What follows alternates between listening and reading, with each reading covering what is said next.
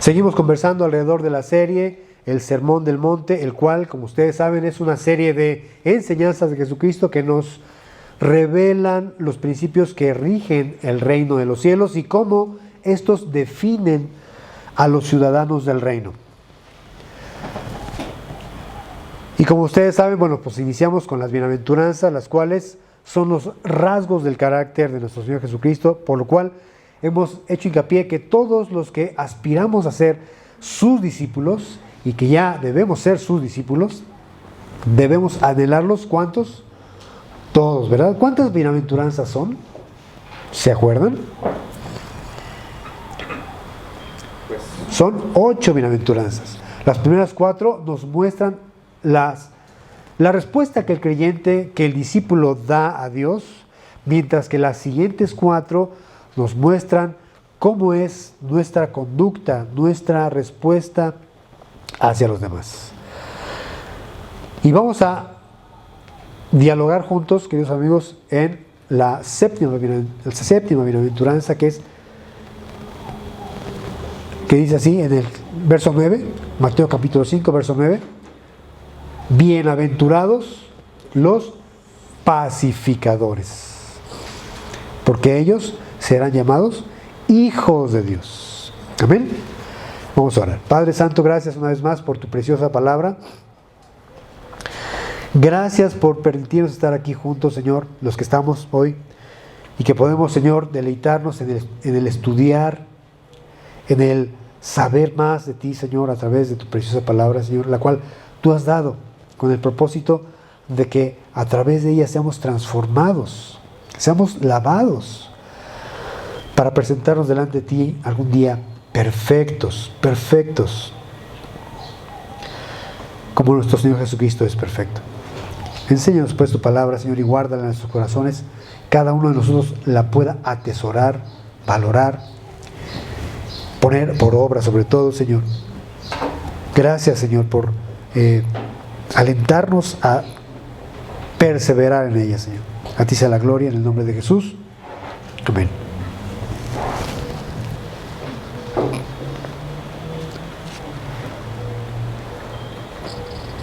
Bueno, la Biblia nos enseña diferentes pasajes, solo por mencionar algunos. Hebreos capítulo 13, verso 20, no lo vamos a buscar, solamente para mencionar algunos. Hebreos 13, 20, si alguien lleva notas, o bien puede quedar esto grabado ya. Romanos capítulo 15, verso 33, Filipenses 4, verso 7, 1 Corintios 14, verso 33, Romanos capítulo 16, verso 20, 2 Corintios capítulo 13, verso 11, y 2 Tesalonicenses capítulo 5, verso 23, y muchos pasajes más, que por cierto estos que mencioné son especialmente descritos por Pablo, donde dice que Dios es un Dios de paz. Tenemos entonces un Dios de paz. También sabemos que Jesucristo es el llamado por la palabra príncipe de la paz, ¿verdad? Esto lo encontramos en Isaías capítulo 9, verso 6, donde dice: un niño nos es nacido, hijo nos es dado, y el principado sobre su hombro, y llamará su nombre admirable, consejero, Dios fuerte, Padre eterno, príncipe de paz. Por lo tanto, los que son llamados pacificadores participan de la naturaleza de Dios. Por eso en el reino de Cristo se les honrará como a los hijos de Dios, como a los judíos de Dios. Recuerden que esta es la descripción de quienes han alcanzado esa estatura del varón perfecto. Y estos pacificadores están incluidos en ellos. Es el plan del Señor, que cada uno de nosotros sea como es Jesucristo, y Jesucristo es el enviado de Dios para reconciliar, para traer paz al mundo. Antes de Jesucristo, el mundo estaba separado de Dios por el pecado, porque el pecado es el primer factor que separa al hombre, que pone distancia y pone enemistad entre Dios y el hombre. Pero Cristo es el regalo de Dios que trae paz al corazón del hombre. Posiblemente cuando pensamos en la paz, viene a nuestra mente una escena posiblemente similar a la que se vivió después de la gran tormenta en el lago de Genesaret. Ustedes disculparán, pero estoy bien tapado de la nariz. Ya se dan cuenta, ¿verdad? ¿Quiere café o algo? No, ya no se me quita. Tendría que volver a nacer. Pero esta vez sí, de veras, volver a nacer desde el principito. Bueno, es que aquí hay algo, no sé qué sea, que siempre me cierra la nariz. Vengo bien, y ya a la mera hora ya estoy gangoso. Tal vez el pasto, ¿no? Sí, posiblemente, no sé qué sea. Pero sí, todos los domingos así estoy sufriendo. Bueno. Con nosotros, Gabo. Ustedes, ¿verdad? A lo mejor. No, nada que ver, al contrario. Entonces, cuando pensamos en paz, ¿cuál es el pensamiento que viene a tu mente, en el corazón? Posiblemente esa escena después de la gran tormenta en el lago de Genesaret, les decía, ¿no? Cuando Jesús reprende al mar y al viento, y después de esa gran tormenta se hace una hermosa y grande bonanza, ¿verdad? Pero no es esa justamente la paz a la que se refiere Jesús. Muchas gracias, Camilo. Gracias. La paz a la que se refiere Jesús, como les decía, no significa la ausencia del conflicto o de lucha. Por el contrario, Jesús mismo dijo, y acompáñame por favor a Mateo capítulo 10, verso 34. Mateo 10, 34.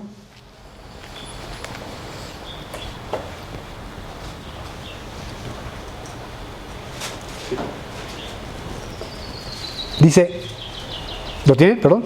Mateo 10, verso 34.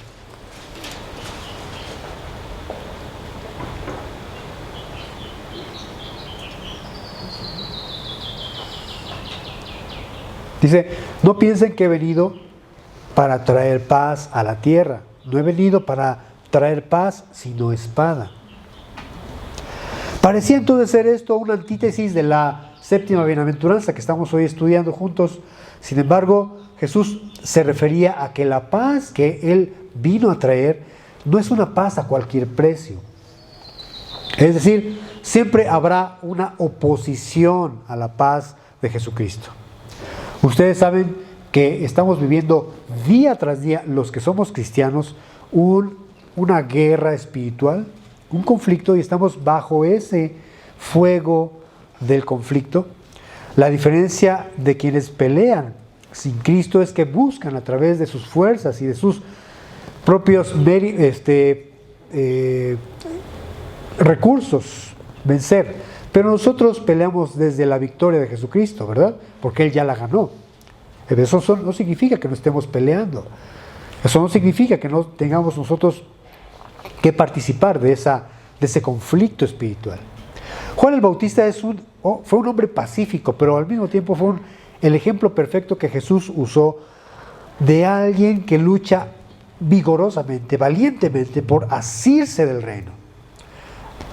Veamos lo que dice Mateo capítulo 11, verso 12. Mateo capítulo 11, verso 12.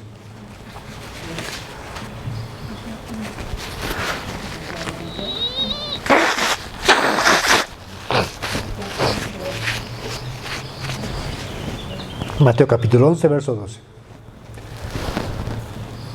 Dice Jesús, desde los días de Juan el Bautista hasta ahora, el reino de los cielos sufre violencia y los violentos lo arrebatan.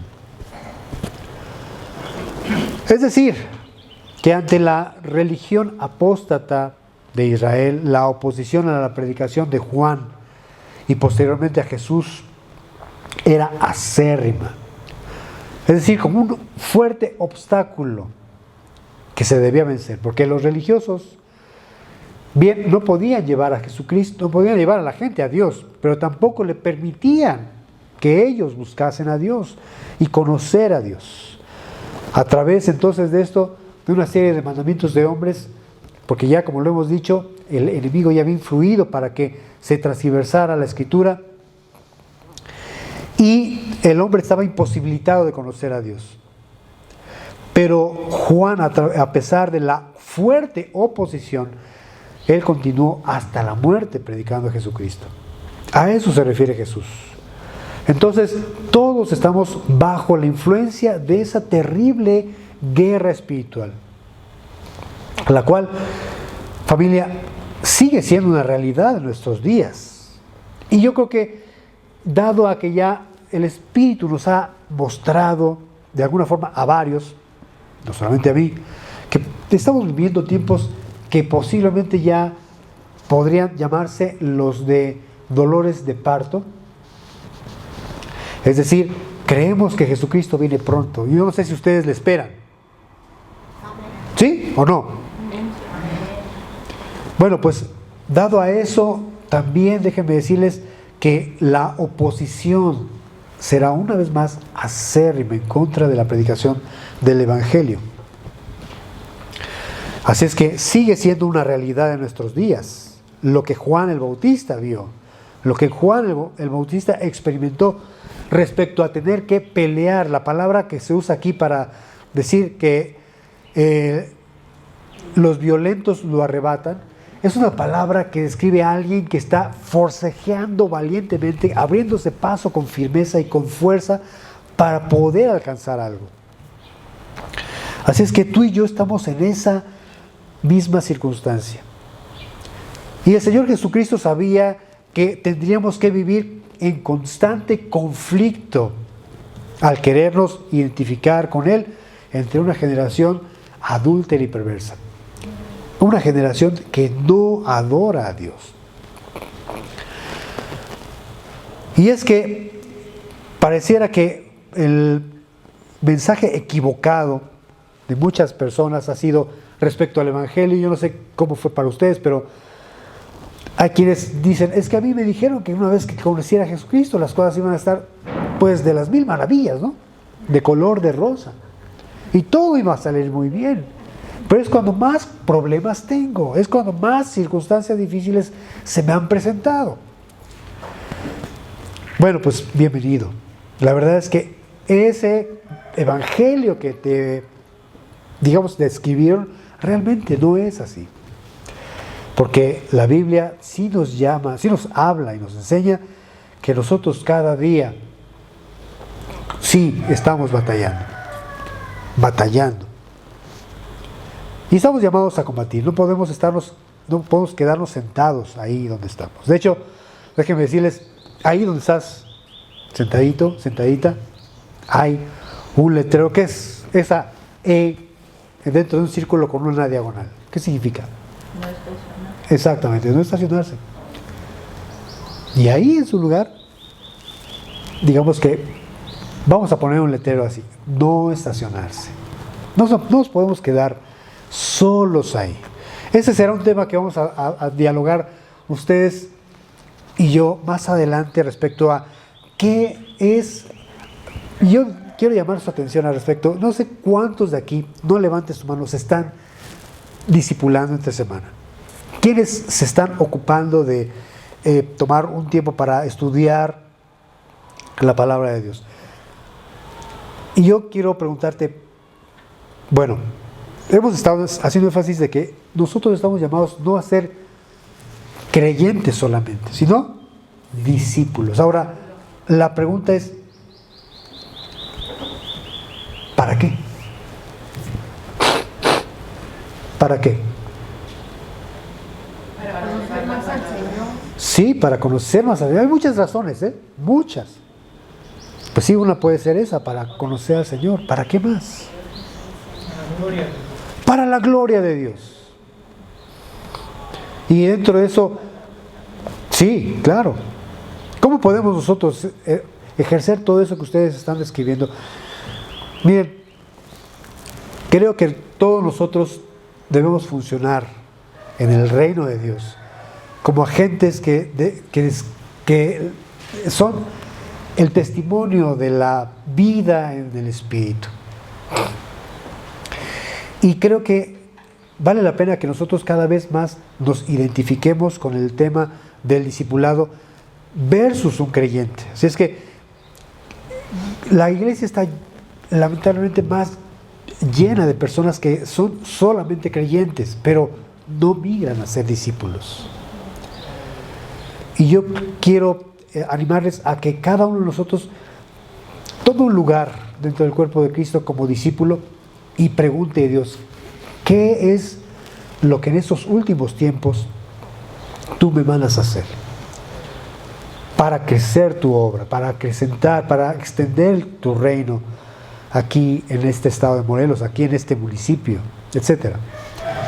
Todos entonces debemos aceptar el desafío de ser discípulos. Bueno, regresando a este punto, el Señor sabía que en esa constante de la búsqueda de ser discípulos tendríamos conflictos y no podemos nosotros evitarlos, porque si queremos ser diferentes a una generación que no busca a Dios, definitivamente tendríamos que tener conflictos.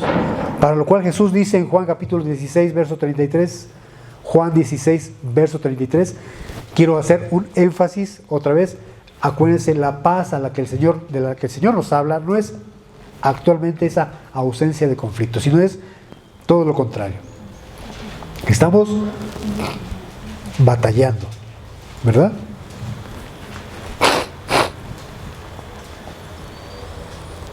Juan 16:33 dice, estas cosas les he hablado para que en mí tengan paz. En el mundo tendrán aflicción, pero confíen, yo he vencido al mundo. Inevitablemente, entonces, los cristianos podemos estar influenciados por esa constante guerra, de modo que el Señor no prometió que no tendríamos que lidiar en este mundo, al contrario, dijo, en el mundo tendrán aflicción, pero ante esta realidad hay una promesa. Él prometió darnos su paz. Y lo refrenda Pablo en Filipenses capítulo 4, verso 7. Filipenses capítulo 4, verso 7. Ay, qué descanso. Filipenses capítulo 4, verso 7.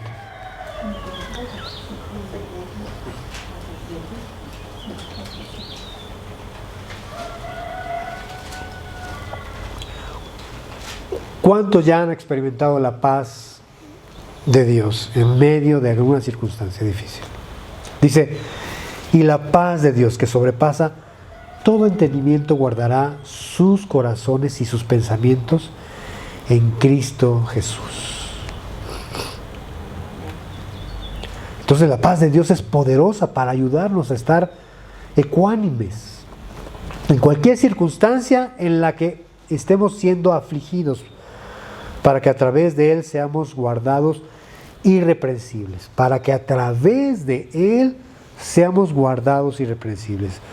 Dice el apóstol Pablo en 1 Tesalonicenses 5:23, 1 Tesalonicenses 5:23.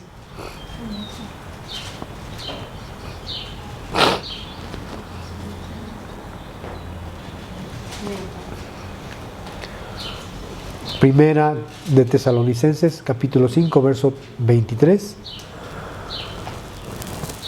Y el mismo Dios de paz les santifique por completo y todo su ser, espíritu, alma y cuerpo sea guardado irreprensible para la venida de nuestro Señor Jesucristo. Quiero detenerme tantito para enfatizar. Dice, el mismo Dios de paz les santifique por completo. Y el verso 24 dice, fiel es el que les llamó, el cual también lo hará. Muchas veces creemos que no está a nuestro alcance que podamos nosotros mantenernos irreprensibles mientras tenemos esta naturaleza de pecado, pero quien lo ha prometido es Dios. Él es fiel para guardarnos hasta su venida. Entonces, dentro de toda esta circunstancia de batalla espiritual que representa asirnos de su reino, Él ha prometido darnos su paz. Los ciudadanos del reino entonces dependen no de los recursos de este mundo, sino de Cristo, de Dios. Por eso el Señor dice, mi paz les dejo, ¿verdad? Mi paz les doy y no la doy como el mundo la da. Juan 14:27. La paz de Jesucristo entonces es poderosa para guardarnos en Él a través de cualquier situación. Yo recuerdo, hace algunos años estábamos en un estudio bíblico, teníamos en Jutepec, todavía Rosita es de las que estuvo en ese grupo, y te acordarás de Estelita. Un día vino Estelita hermosa, ella conoció a Cristo en este grupo, tenía a su esposo muy enfermo ya, muy anciano, él padecía también del sistema respiratorio, casi cada 8 días, o al menos 1 o 2 veces al mes, tenían que correr al seguro porque se ponía mal el señor. Decía, ya tenemos años en esta circunstancia, dice, yo ya estoy muy cansada, y Estelita ya, pues ya tendría, no sé cuántos años, no me acuerdo, ya era grande. El caso es que yo algún día hablé justamente de esto, de confiar en el Señor, que la respuesta de Dios a nuestras oraciones primeramente es su paz. Entonces me dice, yo te pido que ores por mí. Le digo, ¿sabes qué? Vamos a orar. Y me acuerdo que le dije, lo primero que vas a sentir después de orar por esta necesidad que tú tienes es la paz de Dios. Pide que Dios te dé su paz. La siguiente respuesta de Dios será conforme a su voluntad respecto a tu esposo. Pasaron 8 días después, nos volvimos a ver en la reunión, y me dijo, esta semana estuve en esa constante búsqueda de Dios y lo primero que sentí es paz. Ah, bueno, qué bueno, me alegro mucho. Pasó el tiempo, ahora sí, meses, me volvió otra vez a decir, ¿te acuerdas aquella ocasión que te dije que tenía esta situación con mi esposo y que tú me dijiste que orara y que la primera respuesta de Dios siempre sería su paz? Dice, pues he sentido la paz de Dios. Dice, lo sorprendente es que ya la segunda respuesta fue dada de parte de Dios. Mi esposo tiene meses de no ir al hospital. Eso me pareció un gran testimonio, incluso hasta para mí. Entonces podemos entender que en medio de cualquier circunstancia, nuestra oración a Dios producirá de Él paz. La primera respuesta de Dios a nuestras oraciones, pues, es su paz. Su paz que sobrepasa todo entendimiento. Y la siguiente respuesta será conforme a la voluntad de Dios. Es interesante, Pablo dirige estas palabras a los filipenses, un grupo de hermanos que a pesar de su pobreza, ellos son de Macedonia, la ciudad posiblemente más azotada por el imperio de aquel entonces, más empobrecida, son los que más daban económicamente hablando. Pero Pablo en su carta les habla de esto, de confiar en Dios, dejar a través de las oraciones, de la perseverancia en la oración y la acción de gracias, las situaciones a Dios, y la respuesta que Dios, que dice Pablo de parte de Dios es su paz que sobrepasa todo entendimiento, guardará su corazón y pensamientos en Cristo. Muchas veces después de orar, el Señor puede darnos esa paz para poder aguardarle a su respuesta. Es interesante que más adelante Pablo les dice en el verso 19, capítulo 4, verso 19 según yo, si no lo buscamos, dice,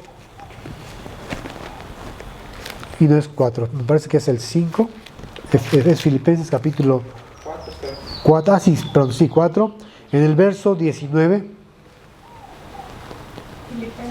Filipenses 4, verso 19, dice, mi Dios pues suplirá todo lo que les falte conforme a sus riquezas en gloria. Entonces, la primera respuesta de Dios es la paz. Lo siguiente que podemos esperar de Dios es su respuesta de acuerdo, sí, a su voluntad. Aquí Pablo les dice, el Señor suplirá lo que les falte. Tal vez la principal necesidad material que tenían ellos sí era económica, pero lo que ellos no sabían es que más bien la necesidad que tenían primaria era de paz en medio de todo eso que estaban viviendo. Yo no sé cuál haya sido la circunstancia que tú vives, que tú has experimentado, pero creo que todos estamos ávidos de esa paz de Dios en medio del conflicto. Dios es el hacedor de la paz. Shalom es la palabra con la que se traduce paz en el hebreo, mientras que en el griego, con sus acepciones, se traduce con la palabra eirene, de ahí del nombrecito de mi mamá, eirene. Este es uno de los temas, por cierto, más importantes que encontramos desde el Génesis hasta el Apocalipsis, porque el interés de Dios siempre fue reconciliarnos con Él. Dios envió a Jesucristo para que a través de Él pudiéramos experimentar esa verdadera paz que produce Dios a través de una relación íntima con Él.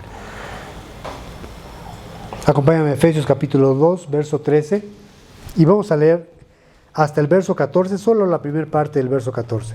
Efesios capítulo 2, verso 13 y 14. Dice Efesios 2, 13 y 14.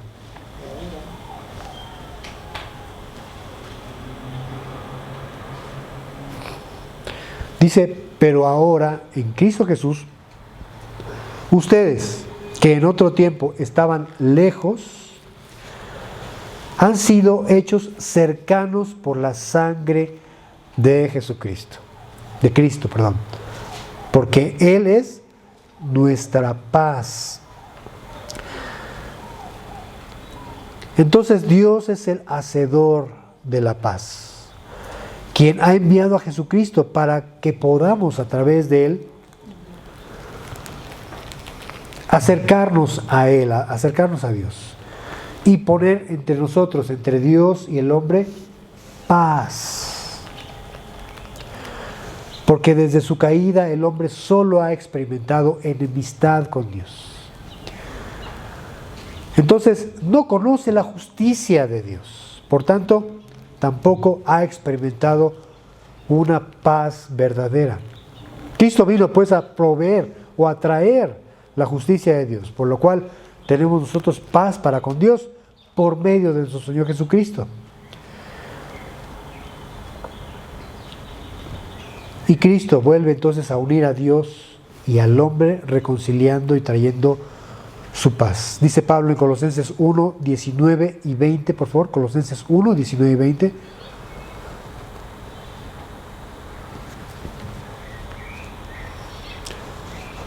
Colosenses 1, 19 y 20.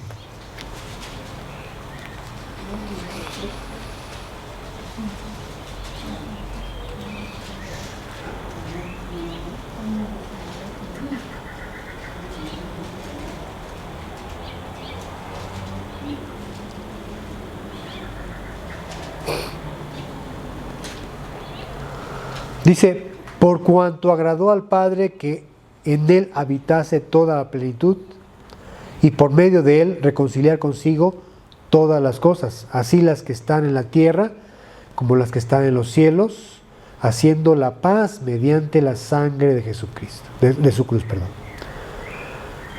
Entonces, si el Padre es la fuente de paz y el Hijo es la manifestación de esa paz, entonces el Espíritu Santo es el agente de esa paz. La paz que es uno de los elementos más hermosos que emanan del amor, como fruto del Espíritu Santo, que decíamos es el agente de esa paz.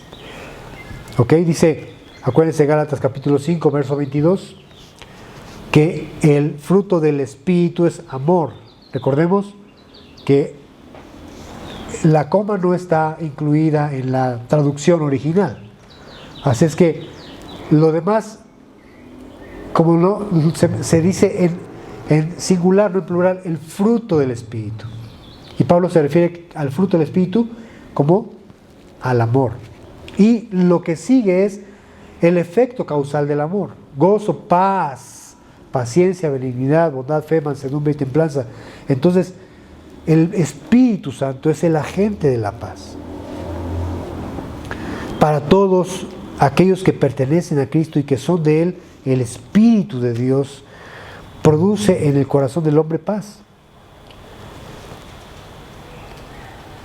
Y el Dios de paz envió al príncipe de la paz, que envía al Espíritu Santo, el cual emana paz. Por eso podemos entender cómo Gedeón le llama a Dios en Jueces 6:24. No lo busquen, solo como referencia a Jueces 6:24, le llama a Dios Jehová Shalom. A la Trinidad la Biblia le llama Dios de paz. Dios es el hacedor de la paz. Y finalmente, ¿quiénes son los pacificadores? Esa pregunta es sencilla de responder. Los pacificadores somos nosotros, la iglesia de Jesucristo.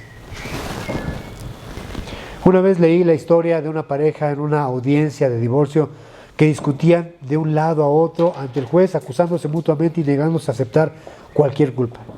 El hijo de 4 años de la pareja estaba muy angustiado y confundido, sin saber qué más hacer. Tomó la mano de su padre y la mano de su madre y tiró de ellas hasta que finalmente juntó las manos de ambos. Ese es el pacificador. La Biblia dice que Dios nos reconcilió consigo mismo por Cristo y nos dio el ministerio de la reconciliación. Esto lo encontramos en 2 Corintios capítulo 5, verso 18. El ministerio de la reconciliación es el misterio de la pacificación. ¿Puedes repetir conmigo? El ministerio de la reconciliación es el ministerio de la pacificación, el cual le ha sido dado a la iglesia. Ahí seguimos leyendo en 2 Corintios 5. Ahora vamos a leer los versos 19 y 20. 2 Corintios capítulo 5, versos 19 y 20. El verso 19 dice que Dios estaba en Cristo reconciliando consigo al mundo, no tomándoles en cuenta a los hombres sus pecados, y nos encargó a nosotros la palabra de la reconciliación. Así que somos embajadores en nombre de Cristo, como si Dios rogase por medio de nosotros. Les rogamos en el nombre de Cristo, reconcíliense con Dios. Esta es entonces la labor, la tarea de todos nosotros, hablar en nombre de Cristo, como si Dios hablase por nosotros. ¿Tú te has acercado a alguien para alguna vez compartir del amor de Jesucristo con esa persona? ¿Sabes? Debes saber esto, que nosotros llevamos la palabra de la reconciliación. Dios quiere acercarse al ser humano. Dios quiere reconciliar a todos con Él. Por eso envió a Jesucristo, quien es el reconciliador de todos, pero que a nosotros ahora nos ha asignado esta tarea.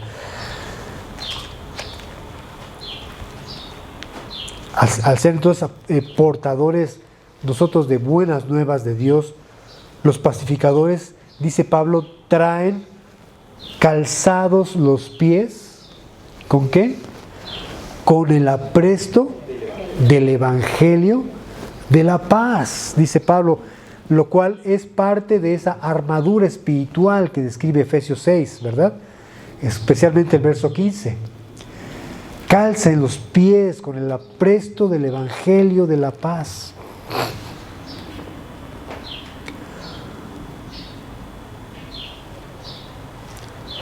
El portador de buenas nuevas de Dios, el portador de buenas nuevas de salvación, entonces es visto con elogio de parte de Dios.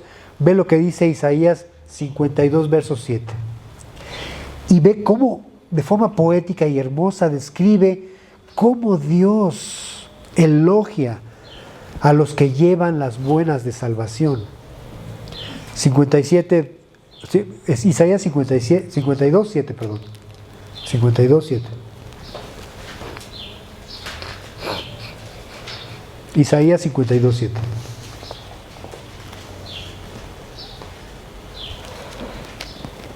¿Ven? Dice, cuán hermosos son sobre los montes los pies del que trae alegres nuevas. Otra vez, cuán hermosos son sobre los montes los pies del que trae alegres nuevas, del que anuncia la paz, del que trae nuevas del bien, del que publica salvación, del que dice a Sión, tu Dios reina.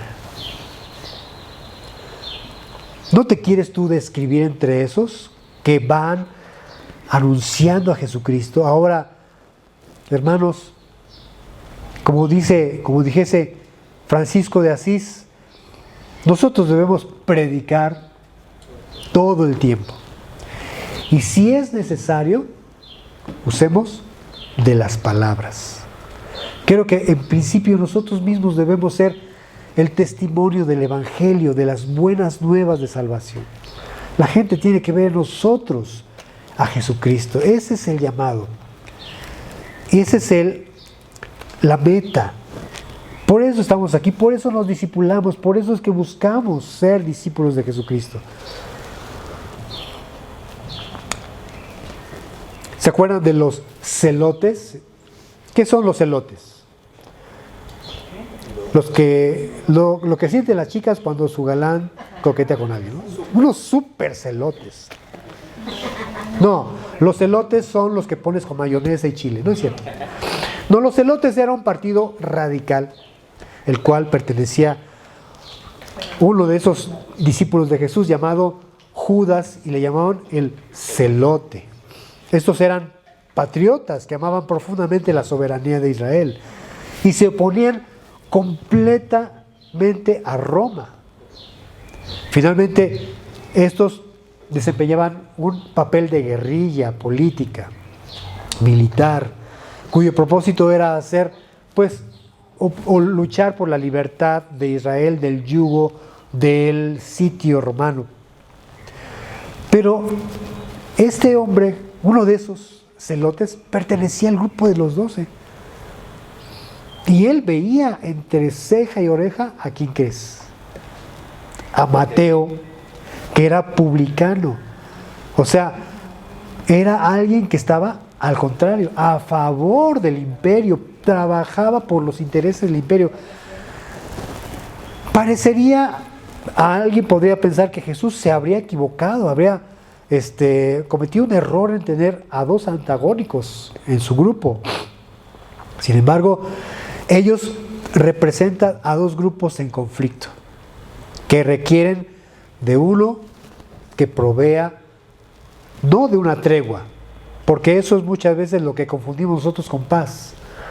La tregua no es una paz verdadera, una paz duradera, sino una paz efímera, o simplemente una tregua, un apaciguamiento. Sino que proveyese más bien de una paz permanente entre ellos. Y ese fue Jesús, nuestro pacificador, el que vino a reconciliarnos con Dios.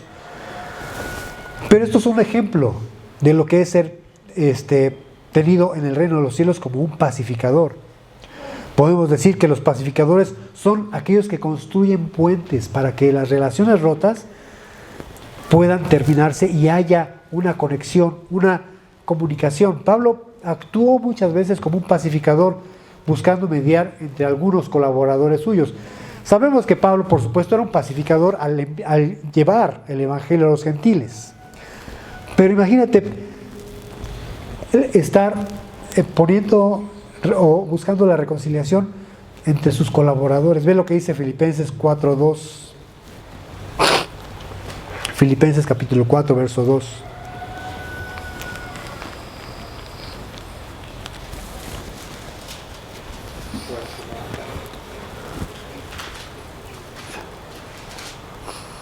Filipenses 4:2. Y esto por carta, le dice a los filipenses, fíjense cómo se habrán sonrojado cuando escucharon, ruego a Evodia y a Síntique que sean de un mismo sentir en el Señor. ¿Cómo se habrán sentido? ¿Cómo habrán estado ahí en la congregación? Sonrojadas, ¿no? De que ya sabes, ¿a qué te huele esto? Pues que tenían sus bronquitas, ¿no? sus diferencias. ¿Será que esto sucede entre las mujeres de aquel entonces? ¿O por acá habrá algo similar al respecto? No, ¿verdad? No ha cambiado. No ha cambiado, dice Rosita. Pero entonces Pablo escribe a toda la carta y de repente ya en las salutaciones finales, ruego a Evodia, a Síntique que sean Dios mismo sentía en el Señor. Yo creo que todos nos volteaban a ver, ¿no? Y ellas así como que...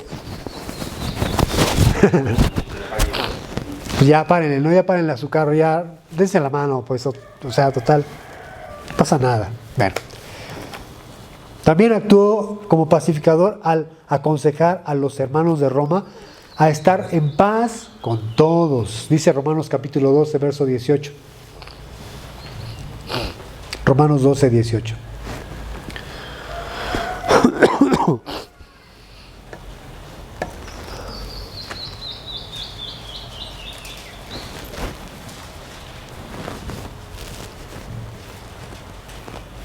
Romanos capítulo 12, verso 18.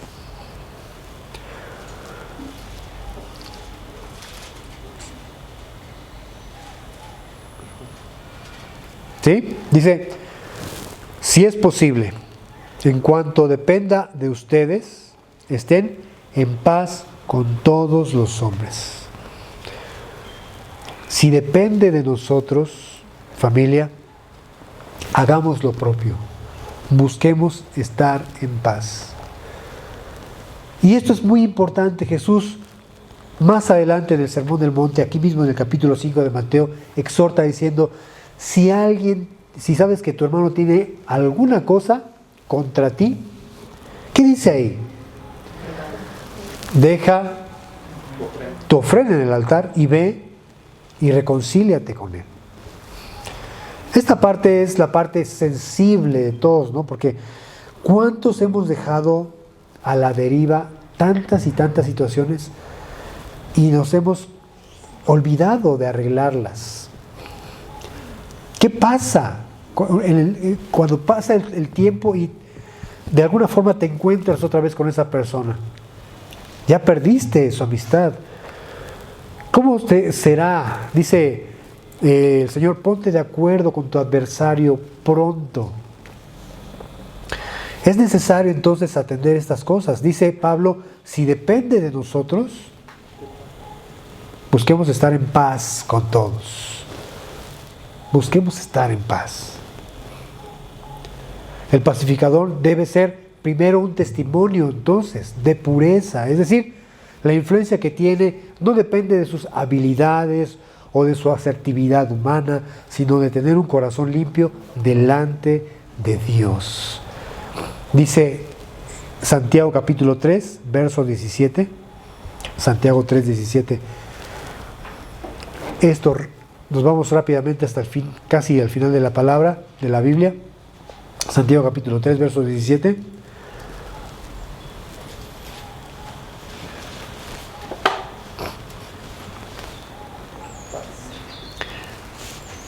Santiago 3:17 dice,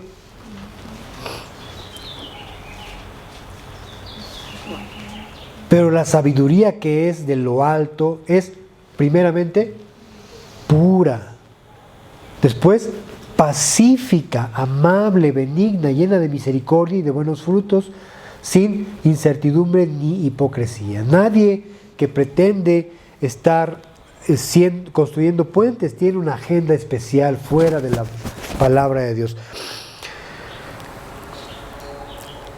Los pacificadores deben entonces tener una cualidad de ser personas que tengan la sabiduría de Dios.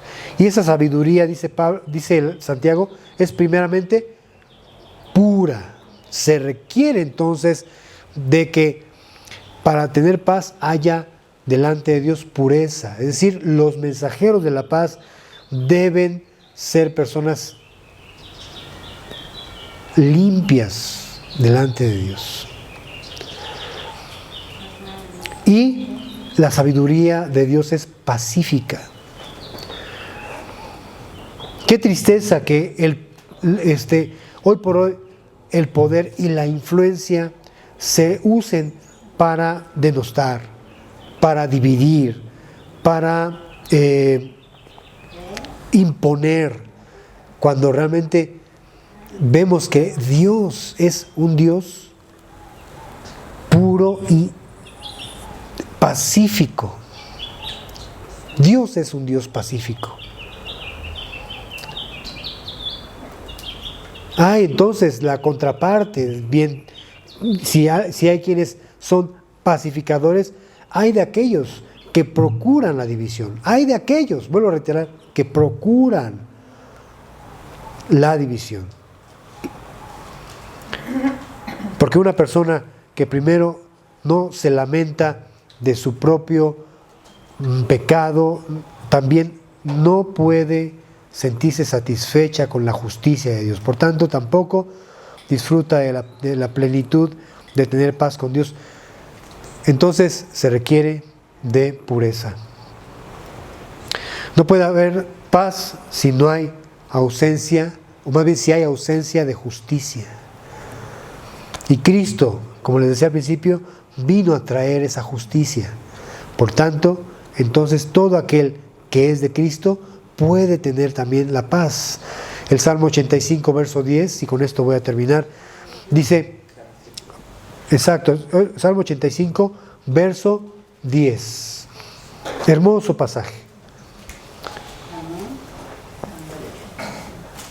No puede haber paz si no hay justicia. No puede haber paz si no hay pureza.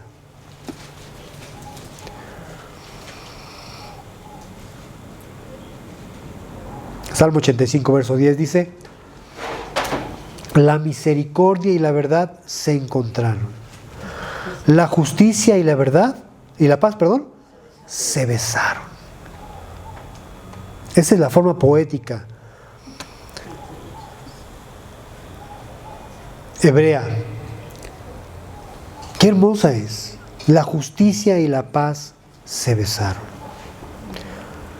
Entonces los pacificadores son quienes llevan en sí mismos el mensaje de la reconciliación a aquellos que se duelen de la condición de las personas que viven sin Cristo y llevan el mensaje de amor y de reconciliación. Creo que nosotros debemos ser un precedente de reconciliación. Todos nosotros. ¿Alguna vez te ha tocado tener que asumir esa parte? Como dice Pablo, si de ustedes depende, procuren estar en paz con todos. A ti ya te ha tocado ir a poner paz pues a lo mejor en un conflicto que tú tuviste posiblemente. Hace muchos años, recuerdo yo, estando en el Instituto Bíblico en Monterrey, yo tenía 19 cuando llegué ahí, y había ya en ese tiempo pues varios chicos ahí que tocaban muy padre guitarra y bajo y todo. Yo estaba en ese tiempo todavía descubriendo muchas cosas de la música, y pues todos los que llegábamos al principio anhelábamos participar en el tiempo de la adoración, de la alabanza, ahí donde se hacían los servicios en el instituto. Les decía, los que tocaban ahí eran muy buenos músicos. Y finalmente pasó el tiempo y me tocó a mí participar en la música. Déjenme decirles que la mayoría de los buenos músicos estaban dirigidos o liderados, más bien dicho, por un chico llamado Plinio Marín, que ya partió, por cierto, con el Señor. Era un excelente músico, wow, el mejor de todos. Pero era indisciplinado, como ustedes no saben, pero se metía en cada pleito, en cada problema. Llevaba en primero, eran 3 años de escuela, llevaba en primero 5 años, imagínense. No pasaba de ahí. Y no es porque tuviera que enfrentarse a matemáticas y a biología, porque nada de eso hay, gracias a Dios. Pero pues era disciplina lo que le provocaba no pasar ahí. Sin embargo, todos los maestros de la facultad, todos lo querían muchísimo, yo no sé por qué, pero bueno. Claro, es que era una persona muy rara. Y me tocó a mí tocar un día y una de las cuerdas de la guitarra se me rompe, pácatelas. Y pues yo estaba sudando de vergüenza ahí, tocando pues nada más con 5 cuerdas. Total que ya terminó el culto y ya dejé la guitarra y aquí no pasó nada y me fui. Al rato llegan todos a mi cuarto y me comienzan a reclamar y a decir y a insultar que yo era, pues, que no era bueno para tocar y no sé, todas esas cosas, ¿no? Éramos chavitos. Me quedé lastimado del corazón y comencé a verlos a ellos con mucho celo, con mucho rencor. Creo que los hice mis antagónicos definitivamente ahí. Y así sucesivamente, un día arbitrariamente me pidió este cuate unos audífonos que estaban de moda en ese tiempo, que dice que para meterse al agua, lo cual no era cierto. Lo bueno es que nunca los probé. Nunca me los devolvió. Y yo todavía más enojado estaba contra ellos. Pero llegó un día en que pues llegó el tiempo de las heladas en Monterrey, pues está muy frío la cosa. Y todos se habían ido creo que a cenar ahí a un lugar ahí en la escuela. Era muy grande.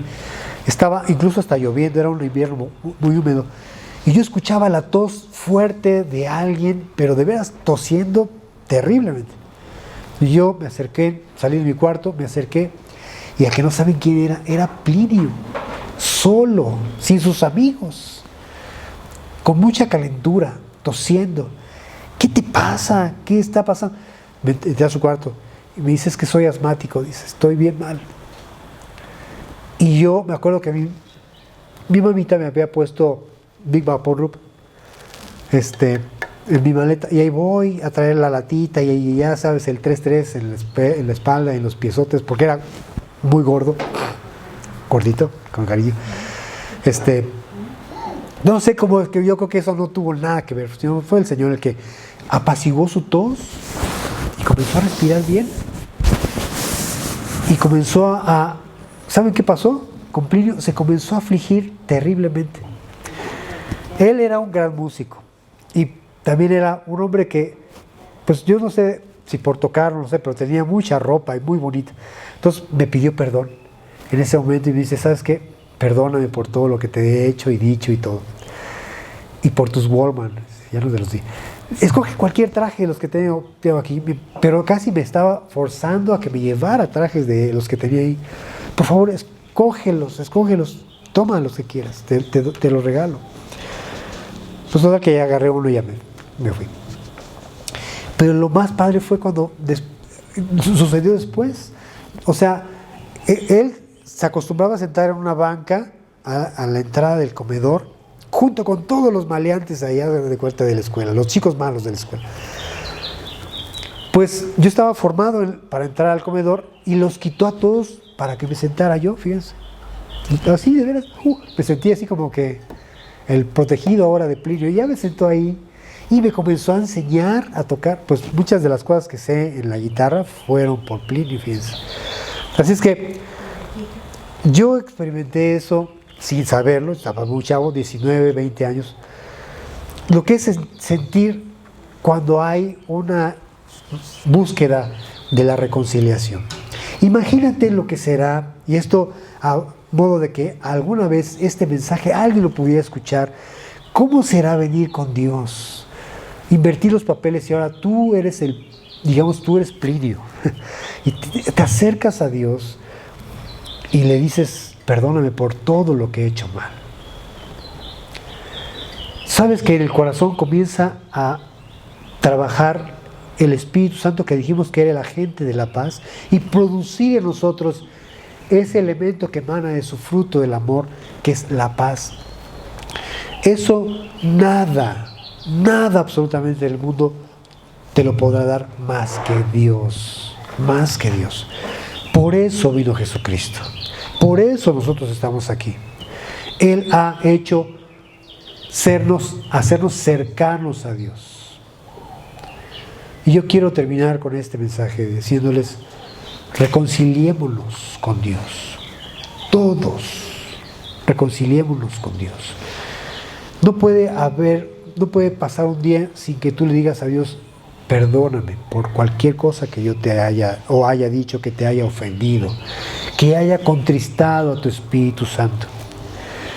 No puede pasar tu vida como cristiano sin llevar las alegres, las buenas nuevas de salvación a otros. No puedes ver cómo la vida transcurre sin ver el fruto de la paz emanando de ti para con otros. Experimenta la paz de Dios todos los días. Vuelvo a repetirte, la primera respuesta de Dios a tus oraciones en el conflicto es paz. Dijimos, la paz de Jesús, mientras estemos en este mundo, no significa ausencia de conflicto, de lucha. Todo lo contrario, pero Él nos ha prometido darnos su paz poderosa. Así es que, si Dios es el dador de la paz, llevemos nosotros paz a quienes necesitan reconciliación. Padre Santo, gracias por ese regalo que nos has dado a través de Jesucristo,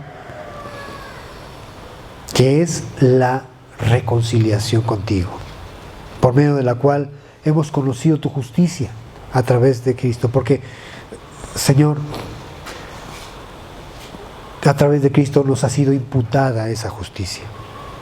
Podemos nosotros ahora ir, Señor bendito, ser parte de tu rebaño, Señor, y abrevar del agua de tu paz, de tu Espíritu, que nos sacia, Señor, que nos mitiga, Señor, en medio del desierto de una generación que no busca a Dios.